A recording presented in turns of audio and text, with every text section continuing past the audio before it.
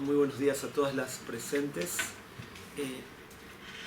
Me pidieron que hable un poco, bueno, al principio sobre el liderazgo del rey Shaul, de Shaul HaMelech, pero estaba pensando en ya expandir un poco el tema y hablar sobre el liderazgo en el pueblo de Israel. ¿Ok? Vamos a ir a hacer así. ¿Quién es el líder del pueblo de Israel por excelencia? Moshe, ¿no? No empieza el liderazgo, Moshe Rabbeinu. Que Moshe Rabbeinu era una persona que de alguna manera integraba todo, porque era también profeta, era también el cargo, digamos, aunque no existía el reinado todavía, pero era paralelo a lo que sería el reinado, porque era el líder también político, y también tenía cargo en realidad de Cohen, que después pasaron, pero también de alguna manera entra en todas las dimensiones Moshe. ¿Ok? Ahora, Moshe también era el juez, es el que juzgaba al pueblo todo el día. Hasta que viene Itoria y dice, hey, no vas a aguantar así, tenés que hacer instancias legales para que haya diferentes tipos de tribunales para que no sucumbas a la presión del trabajo. Y es lo que él hace, como dice Sarei Alafim, Sarei Meotza y Hamishim Sarei Azarot. ¿Sí? En términos legales se llama instancias judiciales o no sé si tiene otro nombre. No. Ahora, en el pueblo de Israel tuvimos a lo largo de la historia diferentes tipos de liderazgos. ¿Okay? Tuvimos liderazgo de Moshe Rabbeinu, después en la época de los Shoftim, de los jueces, que eran también, de una manera, jueces significa que están ocupados de la parte legal. Eso es un juez. Pero en realidad, el trabajo principal de ellos, ¿cuál fue? El trabajo principal de ellos fue ser jefes militares, porque fueron los que unieron al pueblo para pelear contra los enemigos que habían invadido la tierra de Israel. Y después está escrito sí, que después de que terminaron de luchar contra el poder extranjero y echarlo, dice Batishpot Eudet Israel o Batishpot Gidonet Israel, dice y juzgó a Israel. O sea que sí tuvieron, después de cumplir con, digamos, su propósito militar, ¿sí? Entonces se quedaron a juzgar al pueblo de Israel. Juzgar quiere decir básicamente, ¿sí?, solucionar litigios entre personas, ¿sí?, para que el pueblo de Israel también viva con paz interna. Porque si existe el enemigo externo, pero seguís con problemas internos y con peleas internas, tampoco sirve. Justo venía viajando para acá, escuché en la radio un programa que decían que uno de los objetivos de esta guerra tiene que ser que cuando termine tengamos unión en el pueblo de Israel. O sea, que cambie todo lo que hubo hasta ahora. O sea, es parte del objetivo de la guerra. De la guerra, no. Puedo decir la guerra por un lado y la acción del pueblo de Israel interna por otro. No, está todo junto. Porque la guerra justamente vino también por la separación que había en el pueblo de Israel. Después tenemos, después de la época de los Shoftim, tenemos la época del reinado. O sea, tenemos la época del reinado y ahí el primer rey es el rey Shaul. ¿Sí? La idea cuál era, ¿por qué el pueblo de Israel pide cambiar el sistema de jueces al sistema de reyes? Es muy simple. El pueblo de Israel va con Shmuel, que era el profeta de la época, y le dice, Simna Numelech Kehol HaGoyim. Ponlos un rey para ser como los Goyim. Y Shmuel se enoja y dice, ustedes ya tienen un rey, ¿quién es el rey? Con yo justo es el rey. Se manda otro rey. Y aparte, ¿qué le molesta? Dice que pide un rey para ser como los Goyim. O sea, para emular, para imitar a los gentiles. Que la Torah ya lo menciona. Al final de Torah dice, cuando el pueblo Israel te pida un rey para ser como los Goyim. O sea, ya está profetizado, pero igual le molesta. Ahora acá hace Shmuel, que es un profeta. Un profeta le puede preguntar a Hashem. Entonces le pregunta a Hashem, le dice a Hashem, ¿qué onda? ¿Qué hago? Entonces le dice el pueblo Israel pide un rey. Dale un rey. Y aparte hay una mitzvah de la Torah que se llama Som Tasim Alech HaMelech. Hay una mitzvah de nombrar un rey para el pueblo de Israel. Entonces le dice, anda a la tribu de Binyamin, a la familia de Kish. Hay un muchacho muy muy alto, dice Mishikmova Mala Gabor Mikoram, dice el hombro para arriba más alto que todo el pueblo de Israel. O sea, no hay, el que era más alto del pueblo de Israel le llegaba al hombro de Shaul. Dice, y a él lo vas a nombrar primer rey de Israel. Ahora, ¿qué significa que es del hombro para arriba más alto que todos? Una descripción supuestamente física, ¿no? Que era un muchacho bastante alto. Pero dice como que de alguna manera ya está insinuando que va a estar distanciado del pueblo, que no va a tener una relación de cercanía con el pueblo. La idea cuál era? La idea era que Shaul, el hijo de Shaul, el nieto, tataranieto, van a seguir todos la dinastía del rey Shaul. ¿Qué ventaja tiene este sistema? El sistema anterior, cuando moría el juez, ¿qué pasaba? Había vacío de poder, no había quien gobierne. Y ya reinaba, cada uno hacía lo que se le cantaba la gana. ¿Ok? Y eso provocaba que cuando moría el juez, otra vez idolatría, otra vez poder extranjero que gobierna, era un desastre. 300 años de inestabilidad y de no gobernabilidad. Entonces, cuando la ventaja que tiene el sistema de reinado, ¿cuál es? Que muere el rey en forma automática hasta el hijo. Entonces no hay vacío de poder y se puede haber continuidad en el gobierno, ¿okay? En el sistema de gobierno. Entonces lo nombra Shaul. Shaul mete la pata en dos instancias. Tenía que esperar a Shmuel para hacer un sacrificio y no lo espera. Y también tenía que exterminar a Amalek. ¿Sí? En la guerra contra Amalek tiene que exterminar a Amalek. Él deja vivo al ganado y deja vivo a Agag, rey de Amalek, que recién venimos de Purim. Amán se llama Amán Agagi, Amán el Ageo, desciende, ¿sí? de rey Agag que Shaul dejó vivo, que en esa noche que estuvo vivo estuvo con alguna mujer y de ahí nace Agag, de ahí nace los antecesores de Agag. ¿Okay? Entonces por eso le dice, por no haber escuchado la palabra Hashem, perdiste reinado. Y ahí empieza el reinado, que es el reinado verdadero del pueblo Israel, que es el que sigue hasta los días del Mashiach, que es el reinado de la dinastía de David Amelech. ¿Ok? Si vos querés contar, si querías saber particularmente sobre Shaul Amelech, está todo en el libro de Shmuel. Era el reinado al principio, lo empieza bien, ahora después se va desvirtuando el reinado. Primero hay algo que cuenta en la Torá, que Shaul entró un espíritu externo, un espíritu como que una fuerza se revistió en él y tenía como momentos de locura, ¿sí? Momentos de inestabilidad emocional. Entonces pidieron a ver quién puede tocar música para calmarlo. Sí, la música calma a las fieras, está escrito, ¿no? ¿Conocen? Ahora, ¿qué fiera? La fiera interna. Uno escucha música, te tranquilizás. Entonces, ¿quién era la persona que tocaba música a Shaul? David Amelech era el que le tocaba la música a Shaul para calmarlo a través de la música. Era musicoterapeuta David Amelech. ¿Sí? Algo así. Entonces lograba calmar a Shaul. Hay muchos puntos de unión o de contacto entre Shaul y David. Por un lado era su psicólogo, no psicólogo, su musicoterapeuta, como dije. Sí, por otro lado era también su yerno. Ustedes saben que el rey David antes de ser rey, se casó con dos hijas del rey Shaul, con Mijal y con Meirab. ¿Okay? Y también, por supuesto, era el enemigo de Shaul. ¿Por qué? Porque se empezó a hacer muy famoso y Shaul lo quiso matar a David. David se tuvo que escapar varias veces de él, de que no lo mate, hasta que al final el rey Shaul va a morir en el monte Gilboa, y cuando muera el rey Shaul, entonces va a haber un tiempo de 100 años y medio donde no va a estar claro para dónde va el reinado del pueblo de Israel. Por un lado tenemos a Mefiboshet, que es uno de los hijos de Shaul, que queda como supuestamente líder, ¿sí? o gobernante temporal, ¿sí? pero ya el rey David está empezando a reinar sobre la tribu de Yehudá en la ciudad de Hebrón.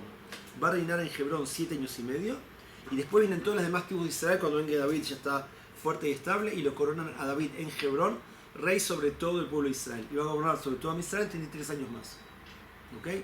Y es David Amelech el que va a conquistar la ciudad de Yerushalayim para el pueblo de Israel. Hasta esa época se llamaba Yebus, está de mano de los Yebusim, y le va a cambiar el nombre, le va a llamar también Zion y también Ir David.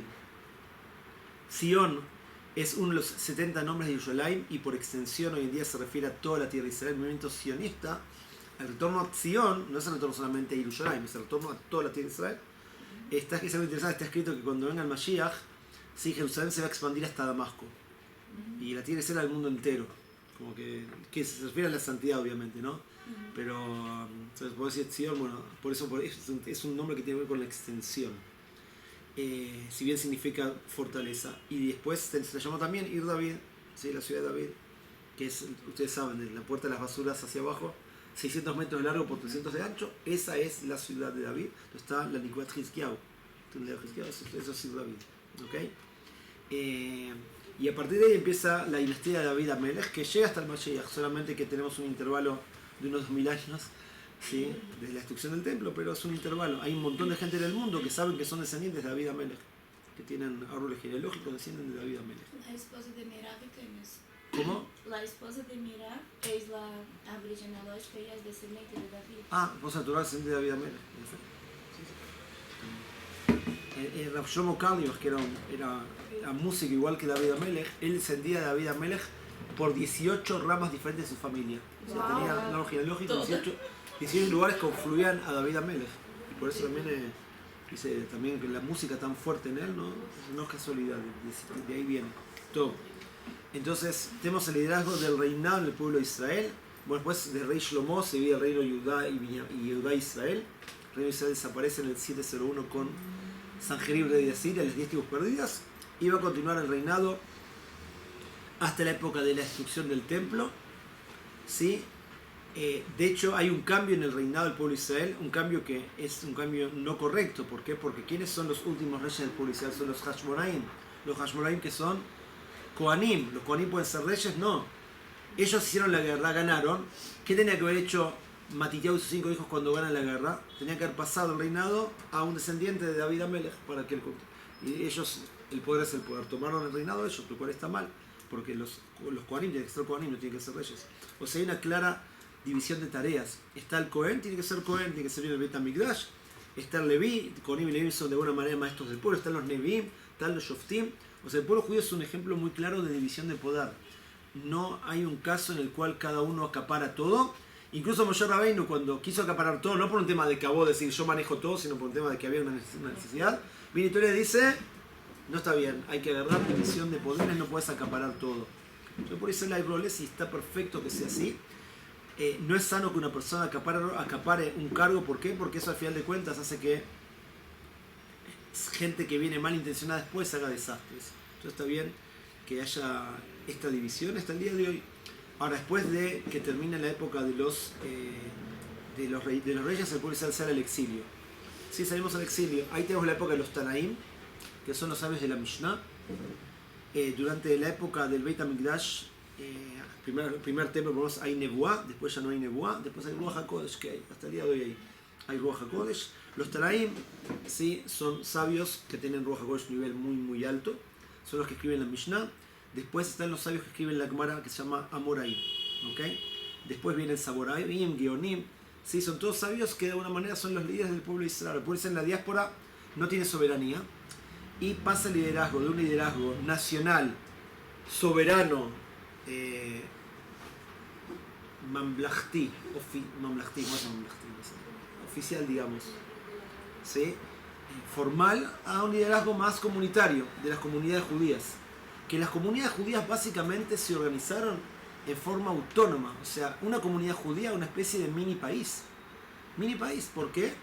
Porque fíjense que eso yo guiaba antes en Beit HaTfutzot, el Museo de las Diásporas, el antiguo, no el de ahora, que a mí no me termina de conformar por diferentes motivos. El antiguo, que tenía todo un lugar que te mostraba, había una maqueta y te mostraba todas las funciones de las cuales se ocupaba la comunidad. Entonces la comunidad tenías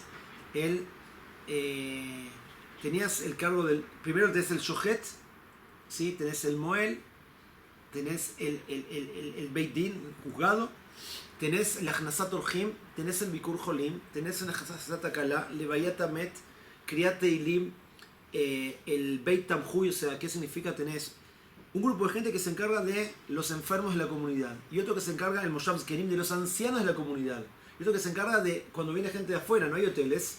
¿Quién lo recibe? Yo digo, ¿quién lo recibe? ¿Quién se encarga? Para que no caiga en el vacío Beina Kisaot, hay una gente de la comunidad que se encarga de los... un Beit Tamhui, gente pobre no tiene de comer, hay una cocina popular. Cocina popular, o sea, casi que el mundo no inventó nada. ¿Okay? Todo eso en las comunidades judías ya existían y éramos entidades autónomas. Por supuesto, el cementerio, sí, la mikve, todo estaba, o sea, funcionaba en forma totalmente independiente. O sea, el mundo gentil, ¿de qué se ocupaba? El mundo gentil lo que se ocupaba de cobrar los impuestos a los judíos, pero todo lo demás se mantenían así. Nuestros antepasados, nuestros abuelos, bisabuelos, ellos llegaron de Europa, la mayoría de Europa o de Irak, no importa, de Marruecos, Turquía, donde sea. Llegaron nuevos inmigrantes sin nada. ¿Y qué hicieron inmediatamente? Crearon comunidades judías. Crearon comunidades judías enseguida. Ahora, ¿qué es lo primero que tiene que haber en una comunidad judía? Llegan 100 familias judías a un lugar. ¿Qué es lo primero que tiene que haber? No, tienes que poder estar en tu casa. Mikve. ¿Por qué? Porque si no hay mikve no hay continuidad en el pueblo de Israel. ¿Sí? Si bien se puede ir a un río, pero es menos cómodo. ¿Sí? No en todo lugar hay río y cómodo, etc. Una mikve. ¿Qué es lo segundo? Muy bien, el cementerio. ¿Por qué? Porque hay obligación, nadie sabe cuándo alguien puede morir, cementerio. Y después todo lo demás. Se puede rezar en cualquier lugar, se puede estudiar Torah en cualquier lugar, cualquier cuarto sirve. ¿Ok? Y es algo muy interesante que nuestros ancestros que llegaron con poca plata, o sea, o con nada quizás, fueron los que levantaron las sinagogas, los edificios. Hoy en día que hay mucha plata quizás cuesta más todavía. Si la gente que lo comunitario muchas veces se anteponía a lo personal, la gente se privaba de cosas, de darse gustos personales para ayudar al levantamiento de la comunidad. Y las judías al día de hoy, las comunidades judías, se encargan desde que la persona nace hasta que la persona muere. Todas las instancias de la vida judía están cubiertas también por la comunidad. Y eso es lo que permitió la supervivencia del pueblo de Israel. 2000 años sin un estado propio, gracias a que estuvimos en comunidades y nos apoyábamos mutuamente, entonces nos mantuvimos cohesionados y frente a todos los pogromes y persecuciones y todo, uno sabía que no estaba solo. ¿A qué se parece eso? Si vos tenés que enfrentarte con una persona, vos solo, decís, estoy solo, ¿qué hago? Ahora, cuando estás con toda la gente atrás, es mucho más fácil. Justo estaba escuchando ayer tuve que hacer una pareja, entonces en el camino estaba escuchando un programa y decía, ¿qué es lo que le fuerza a los soldados? Aparte fueron 6 meses del 7 de octubre, dice, ¿qué es lo que le fuerza a los soldados de poder pelear? Dice, en el tanque estás con 3 más y uno le da fuerza al otro y en la unidad están, uno fortalece al otro, eso te da fuerzas para salir a pelear. Imagínate que vas vos solo a pelear. Es Meod Caché, entonces toda la fuerza del pueblo de Israel en qué radica justamente en tener un liderazgo comunitario que se preocupa justamente por la unión en la comunidad y que todos velen por las necesidades de todos. No hay nada que dice yo hago mi vida y ya está. Y eso es algo que a los no Yehudim te dicen, che, los judíos, qué solidaridad. Una de las cosas que más mencionan ellos cuando se dicen los judíos, che, qué solidarios que son, cómo se ayudan entre ustedes. ¿Ok? Que es algo que es, en el mundo hoy en día, yo iba a decir esto, Baruch Hashem, que el mundo se contagió en gran parte de los valores que tiene el pueblo de Israel. Una vez yo estaba en Rosario, en Argentina, y había justo una reunión de la directiva de la comunidad, que se hacían en un lugar que era conservador, reformista, algo así. Entonces el rabino ortodoxo de Rav Cohen me dice, vení, hay una reunión, sé que estás acá, te invitaron que vayas. Entonces era por Hanukkah. Entonces bueno, decirle, hablarles algo, y yo les empiezo a hablar un poco así sobre Hanukkah, y Ram me queda mirando como diciendo, dale, sacá la carga pesada, ¿no? Decirles algo que los sacuda, ¿no? Entonces yo les digo así, ¿en qué se diferenciaba el Yehudí hace 500 años del no Yehudí? O sea, el judío y el no judío, ¿en qué se diferenciaban? Obviamente la parte, llamémosle ritual, la parte de las mitzvot. El judío tiene una vida judía con su mitzvot y el no judío no. Ahora yo le digo, hay otra cosa más que nos diferenciamos a nivel ético. Los judíos siempre fuimos un pueblo con valores éticos muy muy elevados. No salíamos a masacrar gente y los no judíos hacían pogroms, que hacían todas las cosas que escucharon del Hamas ahora, se hacían hace 500 años en la Edad Media. Cuando venían los cosacos, hacían la misma barbaridad que escuchamos que se hicieron ahora, cosas tremendas. ¿Okay? Entonces el judío se sentía diferenciado, y acá puedo usar la palabra superior a los judíos a nivel ético. ¿Por qué? Porque tenían valores mucho más humanos, y en el mundo de los judíos hacían barbaridades. Ahora, ¿qué le dije a esta gente? Le dije, hoy en día Baruch Hashem, el mundo no judío avanzó hacia los valores judíos. ¿Por qué? Porque básicamente, si estas cosas fuera lo que pasó ahora, pero en el mundo cristiano por lo menos, que hablé en Argentina, esto ya no pasa. Y me dicen, pero los judíos somos muy solidarios. Los judíos también son muy solidarios. Cuando hay una inundación también la gente dona ropa y dona frazadas y dona comida. Entonces les dije, la parte ética, Baruch Hashem, ya no nos diferencia tanto, porque también en el mundo no judío se toman valores que son los valores universales que trae la Torah. ¿Okay? Que desde la Torah se expanden al mundo, ¿no? Entonces le digo, entonces, ¿cómo hacemos para mantenernos judíos? Porque yo le dije, identidad igual diferenciación. Si vos querés mantener tu identidad, tenés que diferenciarte. Si vos no te diferencias, sos diluido en la masa, te absorbes en la masa y dejás de ser vos. Entonces le digo, ¿cómo se hace? Y me queda mirando y le digo, gente, no hay que inventar la rueda. Hay que volver a aquellas cosas que nos diferencian de todos los demás. Hay que volver a hacer que en todas las casas, en todas las familias judías de Rosario, se haga Kabbalat Shabbat. Que la familia se reúna alrededor de la mesa, que tengan las velas que prendan en hora, jalot vino. Le digo, demuéstrenme que estoy equivocado. Estaba yo frente a unos 10, 12 personas mayores de 70, 80, por ahí, gente grande, todos callados la boca. Le digo, no estoy atacando, digo, hablemos, díganme si no están de acuerdo. Todos, digo, si ustedes no tienen lo que alegar, significa que yo tengo razón. Así nomás. Si yo tengo razón, significa que si ustedes son personas coherentes, tienen que hacer caso a lo que yo digo. Tiene que hacer que en las familias judías empiecen a tener cosas que los diferencien. Yo no sé lo que van a hacer después, pero por lo menos que hayan cosas fijas, sí, que marquen identidad. Yo cuando estuve de rabino en Guatemala, hace ya varios años atrás, yo ponía mucho énfasis en el kashrut. Hicimos la comunidad kasher y muchas familias kasher. Dice, ¿por qué? No por un tema solamente ritual de que el yudí cumpla con kashrut. Dice, porque si identidad igual diferenciación, lo que más nos diferencia del no yudí es la comida. ¿Por qué? Porque Shabbat es una vez por semana, y un Kippur, Rosh Hashanah, Pesach es una vez por año, o una semana por año, no importa. Sí, pero comer todos los días. Es cierto que en la Golá en muchos países es muy incómodo comer kasher. Hay países que es muy cómodo, porque Estados Unidos, yo qué sé, Estados Unidos, México, hay lugares que tenés un montón. Panamá, yo qué sé, lugares que tenés menos, más difícil, ¿viste? Todo el mundo sale y no tenés a dónde ir. ¿Sí? Ahora, ¿qué? Es cierto que es muy incómodo, pero eso te recuerda que sos yudí. Cuando yo me fui a Guatemala, mi hija Ayala, que tenía 4 años, me dice en hebreo, no me dice, Abba, ejombrim besoladit imzelo kasher ni lo rotza. O sea, ¿cómo se dice? ¿Cómo es en español? Si no es kasher, no quiero. O sea, que decís, qué buen lavado de cerebro que le hice a mi hija. Tiene 4 años y ya me pregunta eso. Ahora, ¿cuál es el punto acá? Ella a los 4 años ya está consciente que ella tiene que diferenciarse. ¿Ok? Entonces quiere decir que mi educación funcionó. ¿Por qué? Porque ella entiende que hay que discernir qué puedo y qué no puedo. Porque lo que atenta contra esa singularidad judía, entonces está mal. Entonces, ¿qué es liderazgo? Liderazgo, primero, lo interesante, el Rav Sachs, que fue el rabino de Gran Bretaña, se unió con Rabbi Lubavitch y le dijo que un líder es aquel que genera líderes, un buen líder. No es aquel que quiere manejar todo. Es aquel que genera personas que sean autónomas, no personas que sean dependientes. Todo el mundo vengan a consultarme.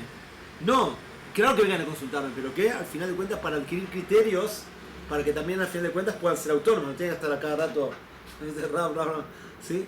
Entonces, eso también es parte de lo que es el liderazgo del pueblo de Israel. Nosotros vemos que el pueblo de Israel es un pueblo de líderes, un pueblo de, si ustedes miran, los movimientos revolucionarios que hubieron en el mundo, está lleno de judíos, lleno. Casi en toda Latinoamérica incluso, ¿no? Todos los primeros, también, bueno, por supuesto la revolución bolchevique también, parte de los líderes eran Yehudim, Trotsky, ¿sí? y bueno, y muchos otros, ¿no? Entonces siempre tuvimos eso de hacer revoluciones, ¿por qué? Porque siempre tuvimos eso de liderar, o sea, el liderazgo como, y eso no es casualidad, ¿saben por qué? Hashem crea a Adán. Adán es el primer ser humano. El pueblo de Israel es la cabeza de Adán. Y el mundo son las naciones de Adán.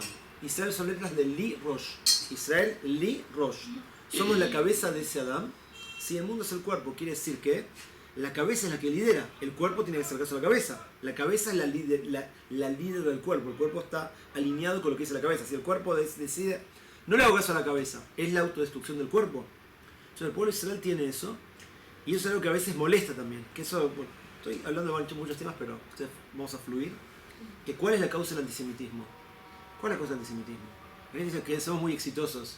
Mis abuelos comían en Europa sopa con agua y cebolla porque no había algo que comer. Eran pobres, igual los odiaban. O sea, no porque eran los judíos que vivieron siglos en la pobreza, eran odiados igual que cuando éramos ricos, o peor todavía. O sea, que el hecho de que somos exitosos y que nos va bien no es la causa, es una excusa, no es la causa verdadera. Que dice la gente, hay todo un PowerPoint que se llama White the Jewish, que pueden verlo, están en algún lugar en internet, que trae las explicaciones y las excusas. Dice, porque los judíos somos el pueblo elegido, también los japoneses se autoproclaman elegidos, los chinos se autoproclaman elegidos, ¿ok? Bueno, los nazis en su forma también, y no hubo un odio contra los japoneses y contra los chinos como hubo contra el pueblo judío. El hecho de que se llamase elegido tampoco es. Sí, el hecho que se nos odian porque matamos a Jesús para, digamos que es verdad. Pero digamos que es verdad, pasó hace 2000 años. Es como que tu abuelo se peleó con mi abuelo y por eso estamos peleados nosotros. Ya está, ya fue, pasaron las generaciones, nos seguimos peleados. Entonces, ¿cuál es la causa verdadera? La causa del antisemitismo es el judaísmo. ¿Por qué? Porque la Torá marca la ética, la Torá marca qué está bien y qué está mal. Y a la gente no le gusta que le digas qué está bien y qué está mal. La gente quiere hacer lo que se le canta la gana. O sea, el cuerpo se opone a la cabeza. ¿Qué significa esto? Yo lo hablamos alguna vez. Si alguno de ustedes está comiendo ahora un buen pedazo de asado, unos buenos chinchulines que a mí me gustan mucho, y yo tengo ganas de comer, ¿mi cuerpo qué dice? Mi cuerpo dice, agarrar un palo, partíselo en la cabeza y agarrar el plato. Eso es lo que dice el cuerpo. El cuerpo diría eso. Si está con mucha hambre, no, el cuerpo no le importa nada. El cuerpo es como un animal, quiere comer, agarra y mata a otro y se lo come. Ese es el cuerpo. La cabeza dice, no, eso no se hace. Hay ética, hay valores, ¿cómo puede ser una cosa así? Entonces el pueblo Israel es la ética del mundo, es el que marca lo que está bien y lo que está mal. Y al mundo le molesta esto. ¿Quién se creen ustedes? Ese es el rol que Hashem nos puso. Hashem nos puso en ese rol. El rol es también Orla Goim, la luz para las naciones. Somos los que marcamos lo que está bien y lo que está mal. Y al mundo le molesta esto. El mundo se opone a eso. Ahora, ¿cuál es el problema? Que el problema acá es que el cuerpo no se puede poner a la cabeza. A nivel físico, el cuerpo no puede decir yo lo que quiero. ¿Ok? Entonces la causa del antisemitismo, ¿cuál es? Es el judaísmo. ¿Cuál es la cura? También el judaísmo. También el judaísmo también es la cura. O sea, cuando el mundo entienda finalmente que te tienen que alinear a los valores de la Torah. No significa que todos los goyim se van a convertir, pero van a tomar, aparte de la Sheva Mitzvot Bnei Noach, que también incluyen todo, los valores éticos del judaísmo. ¿Ok? Y eso es parte del liderazgo que tiene que tener el pueblo de Israel. O sea, el pueblo de Israel no es solamente un pueblo de líderes internos. El pueblo de Israel, al final de cuentas, está escrito que tenemos que ser Or LaGoyim. O sea, tenemos que mostrar modelos al mundo. Que Baruch Hashem en muchas cosas Israel lo muestra. Y la gente buena del mundo lo reconoce. Los antisemitas siguen hablando mal. Hay a veces con quién hablar y cómo hacer que esa gente cambie de visión, porque les lavaron el cerebro de chicos y cambian la visión. Gente que no hay con quién hablar y no vale la pena gastar saliva en ellos. Pero la gente buena del mundo, sí, la gente buena del mundo entiende que las cosas son así. Entonces, eso es parte del trabajo que tiene que hacer el pueblo de Israel. Yo también lo menciono esto respecto a la vida personal de cada uno. O sea, ¿qué significa ser líder? Ser líder significa ser una persona influyente, alguien que busca influir en los demás, de forma positiva, por supuesto, y ayudar a motivar a los demás y ayudar al otro a revelar el máximo potencial y también transformar a otro en un líder. En un líder en el ámbito que es capaz de liderar. O sea, y ser líder no significa que vos tenés que hablar ante 10.000 personas. Puedes ser líder de callado también. Hay líderes hay sabios hasídicos que la gente iba a verlos para observarlos cómo meditaban y no hablaban o solamente hacían y toda la gente así. Tenías 2.000 tipos mirando y la gente salía de ahí súper elevada. Hay todo tipo de liderazgo, más silenciosos y menos. Ahora, ¿qué? Cada uno tiene que identificar su punto de liderazgo, su punto de ashpa, su punto de influencia. Cada uno viene a este mundo a dejar algo. No vino solamente a ordeñar la vaca, a sacarle el jugo al mundo. Venimos a generar y a dar para el mundo. Entonces eso significa liderar. Fíjate, esto que yo tengo, eso te lo voy a pasar a la gente cercana a mí, o al círculo de influencia que yo tengo. ¿Okay? Eso es liderazgo. Uno tiene que identificar. Estudiamos también para descubrir eso, pero aplicarlo. Estudiamos el Torah y estudiamos también la carrera que uno estudia, lo que uno hace. Y si lo haces, que sentís mucha satisfacción. Porque sentís que estás cumpliendo lo que viniste a hacer. ¿Qué pasa si no lo descubrís? Estás revolviendo todo tipo de cosas que es esto. No estoy realizada, siento que estoy perdiendo el tiempo, siento que estoy haciendo lo que vine a hacer y no descubro lo que vengo a hacer. Por eso hay que estudiar mucho y hay que hacer lo máximo, prueba y error. Puede ser que pruebes algo y esto no es, hasta que al final diste la tecla. Y hacer muchas tefilá, yo siempre digo la cold tefilá, por supuesto, rezar, te lleva a descubrir esos puntos de liderazgo que tengo. Como les conté, puesto para propagandear. Mucho tiempo abrí un canal de YouTube que se llama el canal de Richard, así me sugirieron que lo llame. Y ahí justamente hablo de eso, ¿no? Hablo primero que celebrar la vida, celebrar la plenitud del placer, ¿sí? Pero ahora también del tema de potenciar, ¿sí? Despertar, justo cuando grabé el primer ¿cómo le dicen esto? Live, entonces dice, yo me tuviera que definir cómo me defino con una palabra, como un motivador. O sea, yo trato de motivar a la gente, trato de inspirar, de impulsar, de darle energía a la gente. Yo creo que cada uno tiene que buscar en su forma particular cómo dar a la gente. Aparte de otro punto más, cuando una persona está proyectando al otro, uno se potencia uno. Cuando vos das es cuando vos más creces. O sea, la gente que está pensando cómo voy a recibir el otro, esa persona se está debilitando. La persona que está pensando cómo voy a dar y ayudar y hacer por el otro, eso te genera energía, movimiento, te expandís y la vida es otra cosa. Ustedes saben que está en la Ani está el Anojí. En hebreo se dice yo de dos maneras, Ani o Anojí. ¿Sí? Ahora, Ani es el yo pequeño, Anojí es el yo grande. ¿Sí? Ani es el yo egoísta, Anojí es el yo altruista. ¿Okay? Entonces, el objetivo es salir del Ani hacia el Anojí. Por eso, el primero de los 10 mandamientos dice, Anojí, Hashem lo queja, Hashem otzetija, meretz mitam y tabadim. Yo soy tu Dios que te saqué de la tierra de Egipto de la casa de la esclavitud. ¿Cuál es el que te saca de la esclavitud? El Anojí, el yo grande. Es decir, ahora vamos a expandir, que es la mitzvah de ser libres. Yo te saqué de la tierra de Egipto de la casa de la esclavitud. La esclavitud es lo que te contrae. ¿Para qué? Para que seas libre. ¿Para qué te saqué de Egipto? Para que seas libre. ¿Qué significa que sos libre? Que puedes expandirte. El que está en la cárcel no está expandido, está limitado, está contraído. Sos libre, ahora puedes expandir. Entonces todo el objetivo de la Torah, por eso está escrito, dice, Altikra Haruta la Lujot y la Jeruta la Lujot. Dice que la Torah está esculpida en las tablas. Dice, no digas que está esculpida, que es Harut, Lijrot es esculpir, o tiene otra palabra mejor que esculpir, no me acuerdo cómo se dice, ¿ok? Sino está Jerut, dice, la libertad está ¿dónde? Cuando estás estudiando Torah. La Torah, ¿por qué está la libertad de la Torah? Cuando estudias Torah, la Torah te expande. Estudias, amplías tus horizontes, amplías tu aspecto, tu visión de la vida, y ahí sos libre. Cuando estudias, sos esclavo. Por eso Hashem nos sacó de Egipto y nos llevó rápido, 49 días, corriendo, entre comillas, a Har Sinai a recibir la Torah. Eso es muy interesante, ¿qué apuro hay? Vinimos de estar 400 años esclavizados, un año de spa, creo que no es el contexto, un año de spa, así tranquilo, relajados, y después un año vamos a la Torah. Leifom el marimo, estamos corriendo. Vamos a llegar. Ahora Hashem enseguida, ¿por qué hizo eso esto Hashem? Hashem nos quiso que salgamos de la esclavitud de Egipto y entremos en la esclavitud de la ignorancia, del vacío, del no tener un para qué vivir. Entonces automáticamente Har Sinai, mitzvot, para que tengamos un sistema de vida que nos ayude, nos impulse a poder revelar ese potencial que tenemos. Si bien tuvimos 40 años en el desierto, por culpa nuestra, digamos, en los cuales tuvimos 40 años de stand-by, porque teníamos la comida en bandeja, la ropa crecía con nosotros, el camino se alisaba.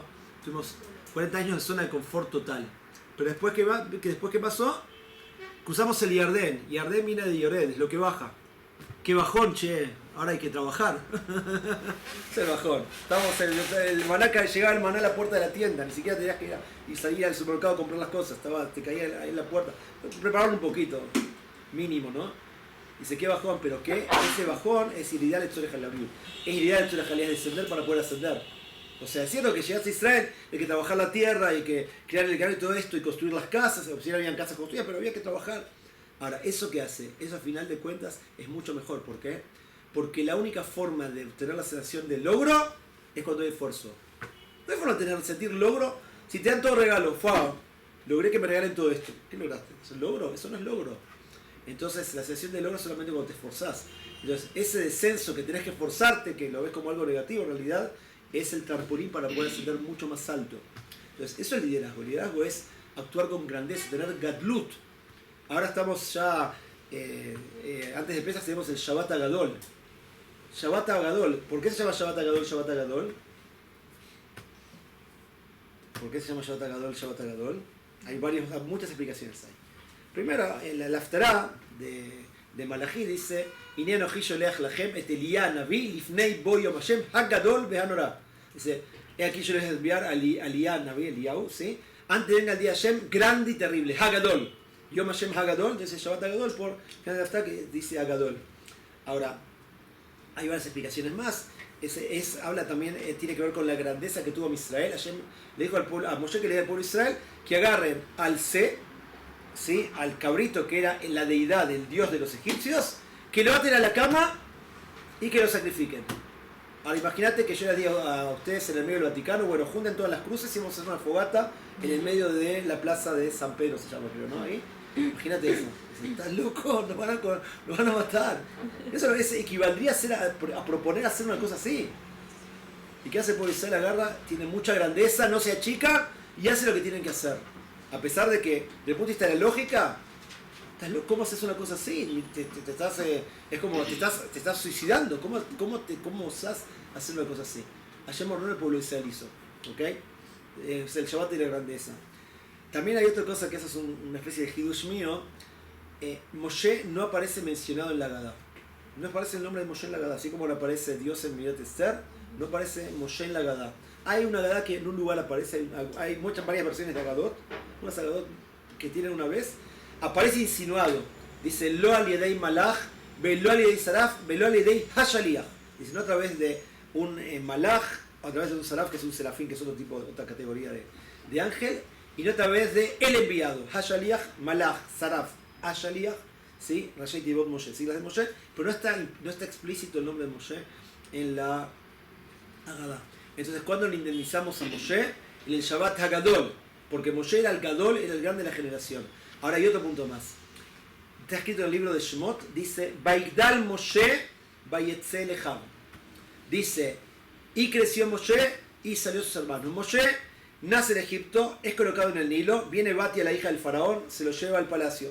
Y Moshe es criado en el palacio del faraón, Moshe, príncipe de Egipto. ¿Ok? La película. Esto es un hidush que lo voy a decir en nombre del Rav Shalem, que lo escuchó del Rav Shalki, que lo escuchó de Manitú, que lo escuchó de Shoshani. Es un hidush impresionante. Shoshani hay una película ahora que está, le iban a pasar en la televisión, que yo no tengo, y también en la Cinemateca, que se llama Hidat Shoshani. Shoshani era un sabio que vivió en muchos lugares, nadie sabía su nombre, es una persona más enigmáticas del siglo XX. ¿Okay? Algunos decían que se llamaba Hillel Perman, otros decían que se llamaba Rosenbaum, Ben Shoshan, otros decían que era marroquí, otros decían que era ashkenazí. Sabía toda la Torá, todas las fuentes judías de memoria, daba la clase sin mirar nada y sabía exacto cada palabra, se quedaba leíste mal, así. Sabía 30 idiomas y está enterrado en Uruguay. Murió en Montevideo, está enterrado en Montevideo. Yo cuando viajé a Uruguay me estaba con algunos de él, decía, decime algo que dijo Shoshani. Bueno, esto lo escuché acá en Israel, que es bastante conocido esto que él dijo así, dice la Torah, dice, Vaigdal Moshe Vayetzeleja, dice, creció Moshe y salió a sus hermanos. Cuando se hizo grande, está en el paseo de Faraón, dice, voy a salir con mis hermanos. Pregunta Shoshani, ¿quiénes son los hermanos de Moshe? ¿Los judíos o los egipcios? ¿Por qué? Porque Moshe se cría en el palacio de Faraón, él tiene doble identidad, tiene una identidad judía y hebrea, y tiene una identidad egipcia. ¿Ok? Ahora, ¿cuándo se va a dilucidar esta interrogante? ¿Quiénes son los hermanos de Moshe? ¿O Moshe a quién considera a sus hermanos, si a los de Israel o a los egipcios? Cuando atrás dice, Bayar ish Ibri, Bayar ish Mitzri, Make ish Ibri Mehab, Bayar Moshe Tamitri, Benenu Bajol. Dice, y vio Moshe que había un egipcio que le estaba pegando a un hebreo de sus hermanos. Ya queda claro que los hermanos son los hebreos. Dice Bayar Moshe Tamitri, y le pegó Moshe al egipcio, o sea, lo mató, y lo enterró en la arena. ¿Qué es el hidush gigante de Shoshani? Shoshani dice, Amitzri Gimatia Moshe. La palabra Amitzri, el egipcio, tiene un valor numérico, la palabra Moshe suma 345. Cuando Moshe mata al egipcio y lo entierra, ¿qué egipcio está matando a Moshe? No solamente al egipcio que está pegando al judío. Moshe está enterrando a su propio egipcio, a su identidad egipcia que él tenía. Por eso que el palacio de Faraón lo entierra. Solamente cuando Moshe entierra a su egipcio interno, él se redime a él mismo de su egipcio interno.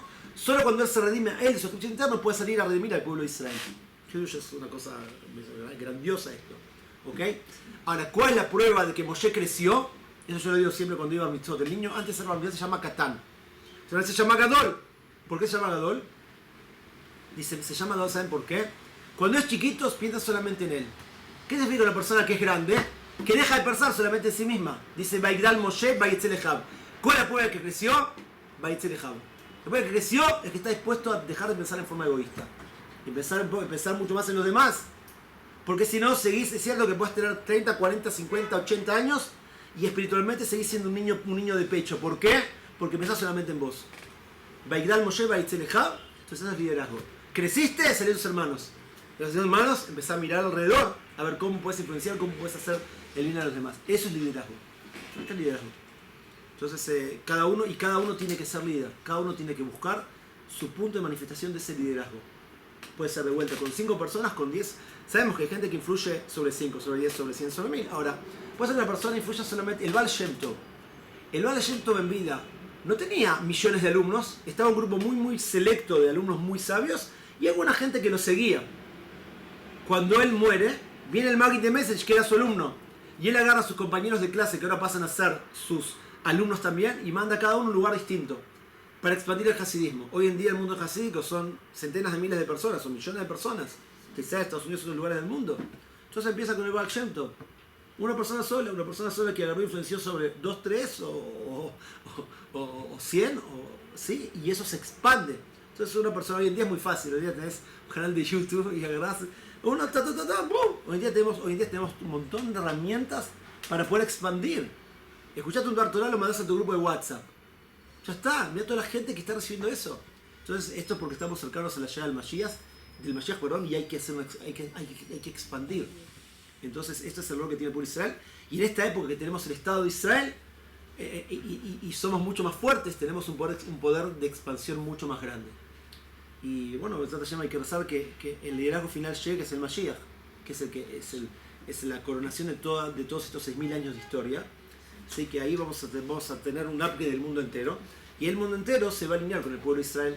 El mundo entero va a entender que a final de cuentas, no solamente que no nos van a odiar, nos van a admirar y van a buscar estar cercanos a nosotros para poder recibir toda la luz de la Torah que llega al mundo a través del canal, no canal de YouTube, del canal que es el pueblo de Israel. Nos vemos. Esto es mérito de ustedes que empezaron acá. No hablen solo de Shaul, pero.